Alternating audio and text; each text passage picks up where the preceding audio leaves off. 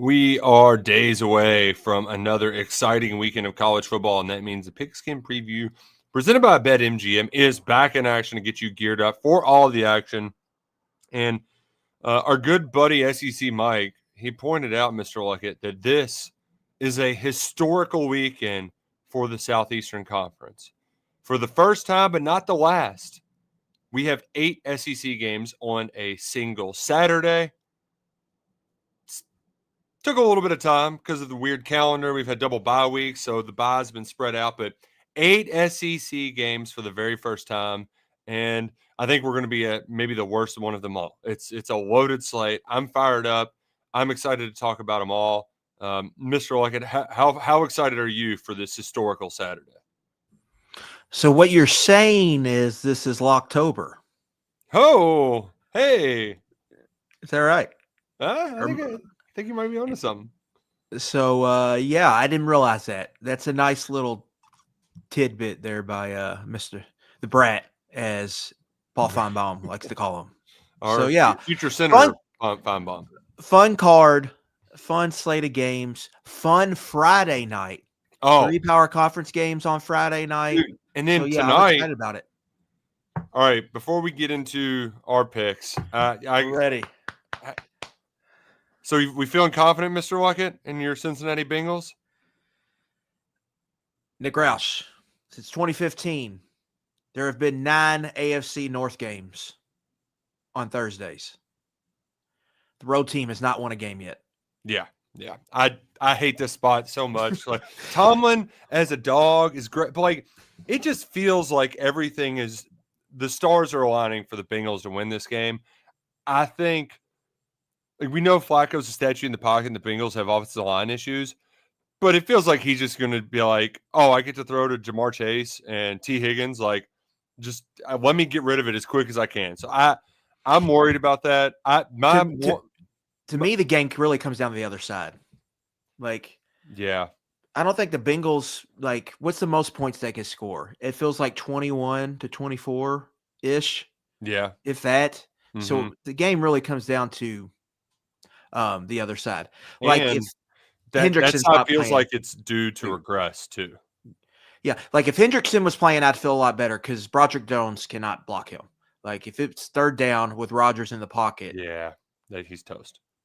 But now it's a little different. That to me, it really comes down to that. This Pittsburgh offense, like it feels like if you take away DK, you might have a lot of success against them. So that's really, to me, that's what the game comes down to. If the Bengals hold them to 20 points or less, I think they probably win. If they don't, they'll probably lose.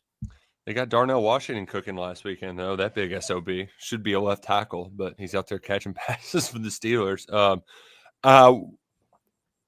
One other, my one play on the game is I kind of teased down the yards, but I think I did T. Higgins 40 and Jamar Chase 60 receiving yards. Just parlayed those together and got it at like 2.5 to 1 or something like that. I feel like they're due against this Pittsburgh defense, but I don't like it. I don't like the feel of it. I got a bad feeling about it, but it's going to be a great night of games. You mentioned the Friday night. I'm definitely going to be like, I'll just start with this. We each have a process that's different. Normally you make like, okay, I like this. I liked like 12 games, Luckett. And I feel like I've been listening to too much Scott Van Pelt because they're almost all dogs. I love the dogs this weekend, man. Like, just give me the points. That Friday night game, Louisville, dude, ACC teams on a Friday night laying 2 touchdowns? No. Like, it's going to be chaos. You got to take the points. So that was an easy pick for me. Not going to be a pick here, but like, you can't stay away from that, Luckett. General principle play. Yeah, I kind of like the under there for sure. But yeah, I mean, I've been playing dogs a lot here, and we got 2 more cooked up for the day, and I'll have probably 3 in the column on Saturday. Right. Well, here's one for Saturday that this is just my hunch that I wasn't going to share here, and I'm not sure if I'm going to play it or not. South Carolina is a 5.5-point dog at home against Oklahoma. Both teams are at a real I know Oklahoma just lost their first game a week ago, but this is a really tough stretch coming up. Up until this point, I know they beat Michigan at home, but like the real meat grinder, how their season will be defined is in this upcoming stretch, and this is probably the easiest game you got. They don't go to Williams-Brice at night, but on the other side, I've seen Shane Beamer hit this button before where he pulls out all of his motivational crap and he gets his team playing above their head.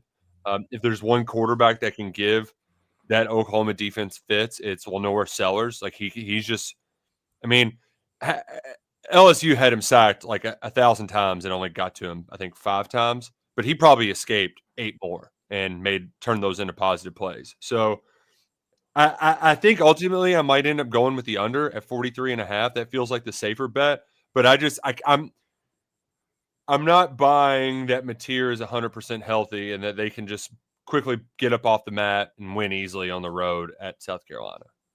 That under is too low for my blood. Mm-hmm. I looked at it. Both these offensive lines stink. Mm-hmm.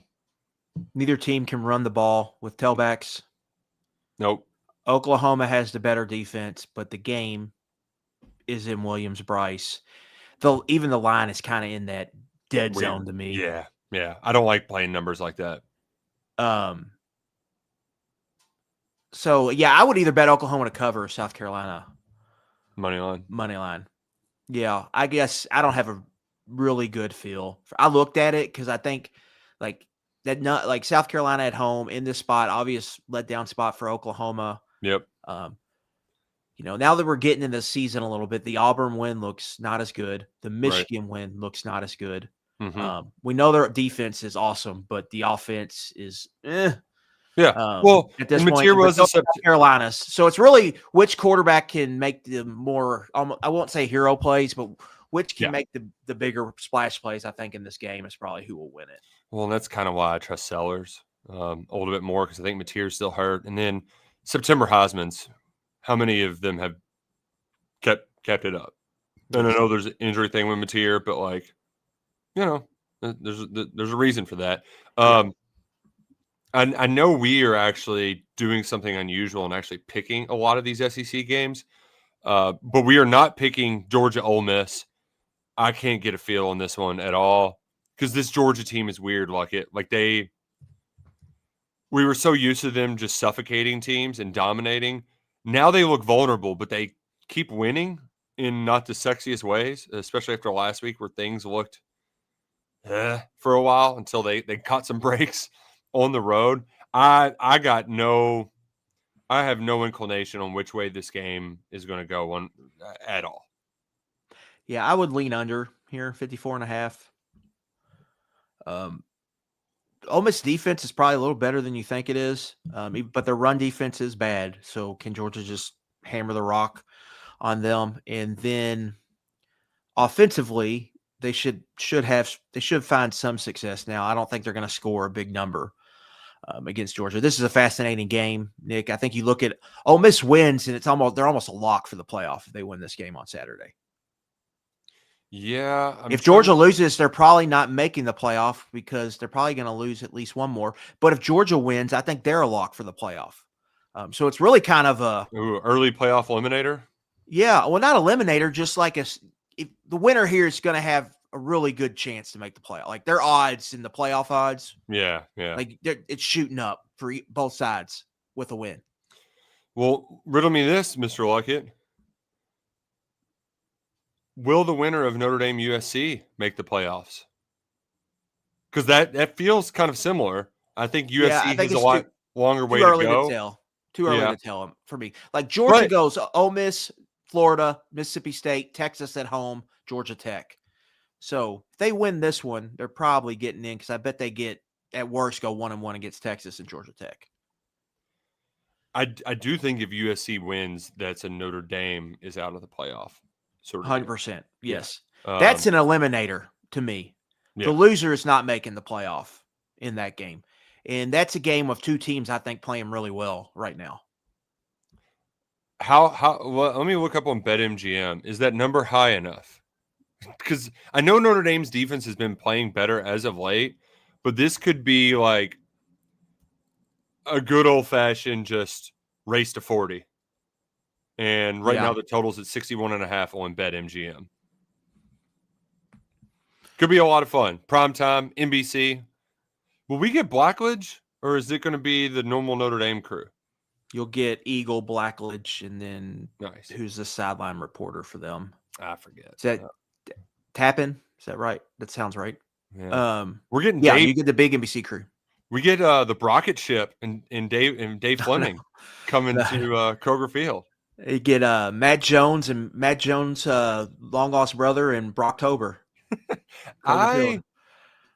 I just can't. That is one of all of the conference realignment weird things that messes with me.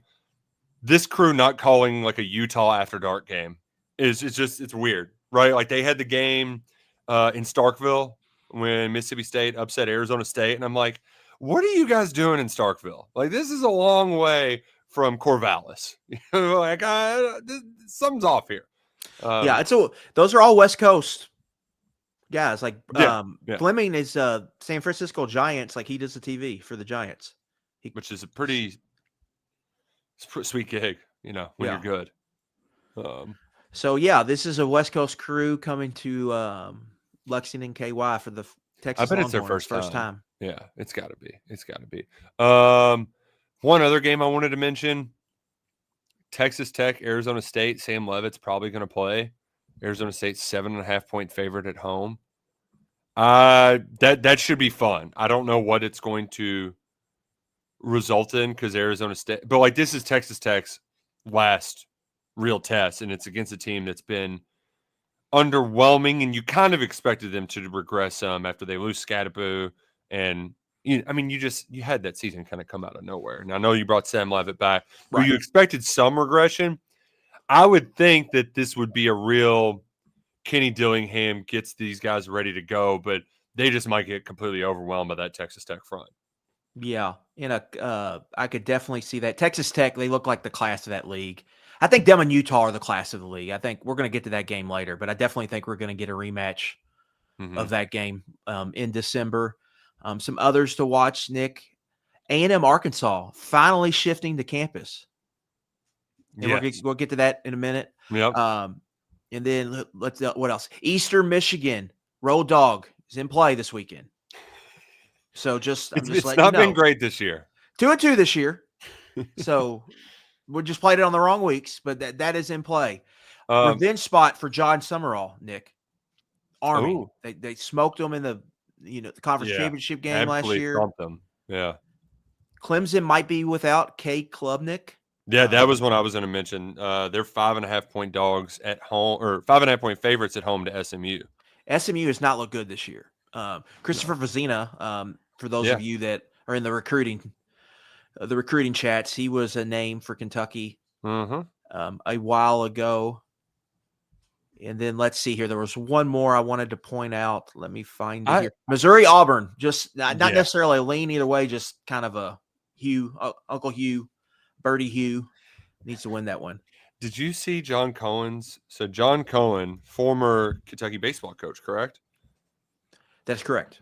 And now he is the athletic director at Auburn. Went to Mississippi State, coached there, became the AD.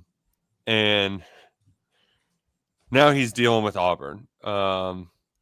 Did you see we talked about Mitch's vote of confidence or not on 11 personnel last night. Did you see John Cohen's statement on Hugh Freeze? I did. I don't know if I'm going to walk outside and my car is going to start or not. I think it is. I have an expectation it will, but if my car doesn't start enough, then I will evaluate that and make decisions about my car. But that's not my expectation at this point about our football program. What kind of car are you driving, John Cohen? I would say most of the times when you go to turn on your car, it starts. Like what? 99% of the time, especially if you're a 6-figure paid athletic director. Mm-hmm. I did appreciate, though, Bill Connolly said, well, at least he didn't quit on the analogy halfway through because it wasn't a great one. Yeah, this was one to watch, Nick. We're going to talk about Auburn later. I still think he can win enough to get this thing corrected. The defense is legit, like legitimately, it's good. Just the offense, it makes no damn sense why they Well, are the way they are on offense. you know what they need is another play caller. They've got 3. They got 3 of them. Yeah. Who could have seen this coming? Oh, he's calling it between the 10 and the 30. I'm calling it between the 30 and the 50. He's calling it between the 50 and the 20, and then I'm taking over in the red zone. And then third downs, we're calling over to Yellowwood, and they'll let them call the plays on third down. It makes no sense. Shocked it isn't working out. Yeah, I'm shocked that they're having issues. I don't know. That feels like they have all of the pieces you would need to have one of the best offenses. Yeah. And the way the SEC is shaked out this year, like if they were playing to their talent level on offense, they would be a national title contender, in my opinion. Yep. And here they are, wondering if their car's going to start or not. I mean, I think their fans have a right to be furious with some of it. Like, how can we not figure this out? Well, nobody could have seen this coming. But here's the thing, Lockett. If you can use that foresight in your brain and you can see the future, you can predict what's going to happen, then go on over to BetMGM and make some money off of it, okay? Just put your money where your mouth is. Get on BetMGM. Download the app. If you haven't played yet, use bonus code ON3 and you'll get up to a $1,500 first bet offer on your first wager with BetMGM. So how it works, just download that app. You can also visit them online, but the app, much easier to use. Sign up, use bonus code ON3, deposit at least $10 and place your first wager on any game. However much you wager, if you win, you win. But if you lose, you're going to get all of that money back in bonus bets that you can turn around and play on this awesome, exciting college football weekend. And they got more than college football there too. MLB playoffs are underway. NFL, high gear, college basketball right around the corner. Make sure you're in all the action with BetMGM and make this college football season one for the history books. Make it legendary at BetMGM. See BetMGM.com for terms. 21 plus only. U.S. promotional offers not available in New York, Nevada, Ontario, or Puerto Rico. Gambling problem? Call 1-800-GAMBLER or 1-877-HOPE-NY or text HOPE-NY. Call 1-800-NEXT-STEP in Arizona, 1-800-327-5050 in Massachusetts, 1-800-BETS-OFF in Iowa, 1-800-981-0023 in Puerto Rico. And this first bet offer is for new customers only. Subject to eligibility requirements, rewards are non-withdrawable bonus bets that expire in 7 days. Partnership with Kansas Crossing Casino and Hotel. Don't forget, sign up for BetMGM. Use bonus code ON3. $1,500 off your first bet today. Do you like when I do the Puerto Ricanos? You like when I get my little Spanish on there? My Baboni? Yeah, you just gotta Baboni. you're leaning into it. I appreciate that effort. I'm excited for Bad Bunny. I don't know a whole lot about Puerto Rico. I've heard it's beautiful in some spots. Yeah, I have no. The halftime show's nothing to me. Like that's like go outside and take the trash out. Rip a heat. So you're going to get a pack of cigarettes at the gas station? Is that what you're no, but it's like darts? It's go do something you need to do around the house for while we have 20 minutes here. Or if you're at the party, drive home. Yeah. That's usually what it is, or bedtime or whatever. I know it adjusts for kids, but it's usually you leave at halftime, get home, watch the second half. Yeah, I could just I don't care. Like Super Bowl shows, they're nothing to me. I'm just there for the ball. Well, we're here for the ball with our picks. I was on the right side last week, 2-1 weekend. It was one of those fun bye weeks where the picks I gave out were great, but the other ones I made were not so great. So we ended up about down a little bit last weekend, I think. Lucky, you had yourself a 2-1 weekend, if I'm not mistaken, as well. That's right. I think we've had a few of them here recently. Here we go. We're on a good run. We're stacking them up. We're sitting them down, stacking them up, knocking them back. Look at who's your first lock in October. Yep. We're going to have 2 SEC games here starting in the noon window. Fighting Tigers plus 2.5 at Big Bad Vanderbilt. Nick, this is a spot Vanderbilt's just not been in. This is the first time they have been a favorite against a power conference team under Clark Lee. First time. It's LSU. been 52 games since they've been a favorite against an SEC team, I So believe. we are talking a long time. Yeah, like here. 8 years since they've been a favorite against an SEC team. Meanwhile, but we do have some data on Clark Lee as a favorite. 3-6 ATS is a home favorite against FCS and Group of 6 competition. Meanwhile, Brian Kelly historically has been very good as a road dog, 21-13-1 against the spread.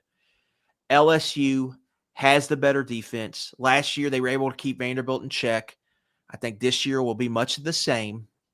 I think LSU's passing game will be able to pick on what's been a very bad Vanderbilt passing defense to this point. This feels like, I'd be surprised if any team scores more than 24 points kind of in this game. But I like LSU to get there. I like the Tigers to win outright. So give me LSU plus 2.5. So I might play this game, but I have one concern about it. And some of it might be recency bias. But here's my thing with LSU. I was really high on them in the preseason if they got their defense together. Their defense has been better than expected. In fact, it's basically kept the boat afloat because the offense has struggled. It's shocking how bad the offense has been. Against South Carolina, they actually figured out their run game a little bit. They were able to run the ball. But I want to say they had 3 red zone trips with 0 points. There was an interception in the end zone off an RPO. There was a fumble going into the end zone. And then 2 other times they settled for field goals getting inside the 10. And if they like that's what Vandy, like that, they're the team that makes you pay for doing stuff like that. Right? Like that. So that's my biggest concern is like if LSU messes around in the red zone, then Vandy beats you. Right? Like if that's what they do. Crab cakes and football. So that's the only reason why I'm not getting out my hammer and just hopping right on with you and making this one of my locks. But I will say, their tight end that was on the basketball team, that guy rocks. Trudez Green. Yeah. They've got weapons. I will say, this is one of those eliminator games. The loser here is not making the playoff. The winner here is going to have a great chance. Yeah, which is crazy that we're saying this. Vandy is a favorite over a top 10 LSU team at home in October. Wild times to be alive. I'm heading over to the SEC for my first pick as well. And, buddy, I've had this game circled since Sam Pittman got axed. It's a rivalry game. They're finally getting it out of Jerry World. They're bringing it back to campuses, and it's a rivalry that's absolutely haunted the Hogs in Arkansas. They've lost 12 out of the last 13, and it's usually in some form of fashion that it's the gif of the infomercial where the guy's going to clean his car, and he's holding like the hose and the bucket and just, ooh. I mean, these games have been ridiculous in Jerry World. Well, you're bringing in a ridiculous coach who got his guys ready to play a week ago in his debut as the head coach at Tennessee. I don't think they completely emptied the clip. I know that Texas A&M obviously has a far, far, far superior defense than what the Vols are working with.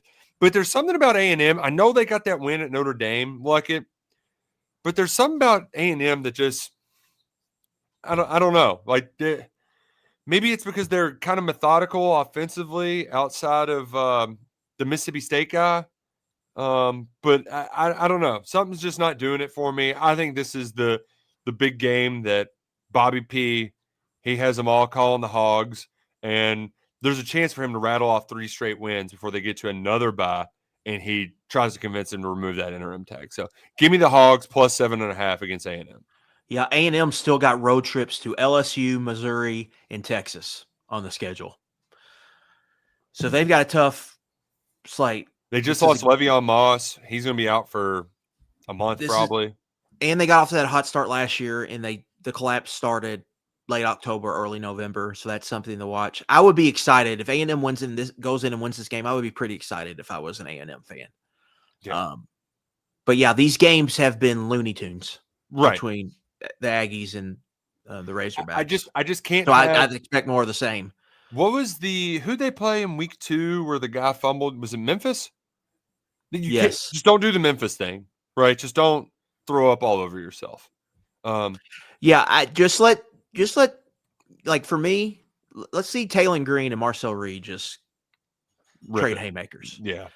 I mean, that's kind of what happened last week against Tennessee. Arkansas just kind of didn't have answers in the third quarter and got in a hole, and they were like -3 in the turnover column. Yeah. But if they weren't -3, they would have had a real chance and winning to that beat ball game. Tennessee Yeah. last week. They can go on offense. There is the transitive property here. Both teams played Notre Dame. Yeah. It went terribly bad for Arkansas. It went really well for A&M, and that win for A&M, that's in South Bend. That's aging very well. It's true. For them. So it's a very interesting game because A&M, like if they win, they still got some real hard tests coming up. Mm-hmm. So you don't know anything, but if they lose, you would feel like a collapse is coming. So interesting game. And then for Bobby, the path. Mm-hmm. This is probably one he's got to win. Yeah. To keep that job. I kind of hope he does it. I want him to keep the sunglasses on too. He was rocking those shades all game against Tennessee, and that was the 4:00 kick. So the whole second half, the lights are on. It's dark out, and he's still rocking the shades. Loved it. Yeah, really they're probably my father-in-law has them. They look like sunglasses, but they're like prescription. Yeah. So you can see it. That's probably what they were. He needs to a certain age. He needs to ride in on a Harley. I mean, do the Guy Morris and ride in on a Harley in the Reynolds Razorback Stadium on Saturday. Mr. Logan, who you got for your second pick? Who says no? Going to the Big Ten, 3:00 kickoff on the lake in Evanston. Northwestern coming off that huge win, Nick, but I'm taking the road dog here. Give me Purdue +3.5 on the road in this makeshift stadium. This is just, I think it's a tricky spot here for Northwestern coming off that huge win. The home team in this series is 2-11 against the spread. Northwestern has not covered as a power conference home favorite since COVID-19, since 2020 season. And this has very much been an under series as well. So I think that works for the road underdog in this game. Purdue actually has the better rushing attack. And I think they have the better run defense. So I think that ages well in the Big Ten. I like Purdue here in this spot. Northwestern, obvious letdown. I think Barry Odom can go in there and get his first conference win. Shout out to the Fighting Barry Odoms. Give him hell. Hammer down. Boil her up. My second pick, I told you I love the dogs in the SEC this week. I hate that the Billy Napier report already came out because it makes me wonder if we're going to get an inspired Florida performance. But this always felt like a good spot for Mississippi State to come out and play well. They got the bye. Now they're going on the road. They needed that week off desperately. I think Florida could really use it right about now. After the gauntlet they've been through, you go through some highs. You have a chance there at A&M. And then that 4th and 6 call, I don't know what the hell Billy Napier was thinking, but it feels like that that felt like a kind of a backbreaker.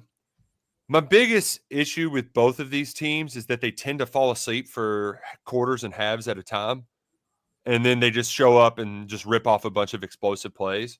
So, but the good news is, at 9.5, is that either Mississippi State comes out and jumps to an early lead, or even if Florida gets a lead, it's kind of similar to that Texas game where late in the game, Texas had a chance to win it if they just didn't turn the ball. I think Arch threw 2 picks and back-to-back drives late in the fourth quarter. That back door is going to be open, even if they jump out to a strong lead, and Florida fans are going to be sweating at the swamp. Jeff Lebby, go ahead and knock on that door. Let's get some big plays from Brennan Thompson. And more importantly, too, Fluff Bothwell. Like the ability to run the ball, I think that's the biggest difference between last year's team and this year's team. I'm going to be clanger, ringing them cowbells. Give me the dogs plus 9.5 in the swamp. Nick, we talk about some of the ugly Kentucky streaks. Mississippi State has lost 14 straight SEC games. It's a lot. It's a lot of a lot. You know, their last win was with Zach Arnett, October 21st, Let me guess. 11 Hold up. a.m. kickoff in Arkansas at Donald W. Reynolds Razorback Stadium. Bulldogs 7, Hogs 3. That was the last win for 7-3. I mean, Mississippi State Bulldogs. So it's been a long time that they've won a game. That's the 4-2 game. Was it Penn State, Iowa, 4-2? No, it was 6-3, I think. 6-3. 6-5, maybe something like that. It was something in It was June. the safety in there. 6-4. It was 6-4. I'm pretty sure.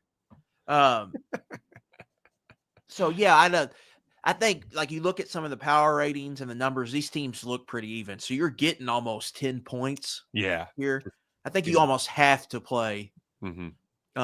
Mississippi State, but at the end of the day, you are backing a team that has lost 14 straight games against conference foes. So you just have to be, I think, hesitant of that. Yeah. I wouldn't put too much into like the win one for Billy Napier on his way out.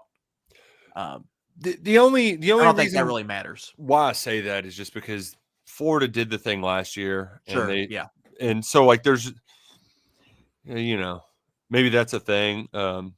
One thing I may end up doing like it, because I mentioned so many SEC road dogs. I don't like teasers, but like feels like a good chance to just tease up a bunch of these dogs.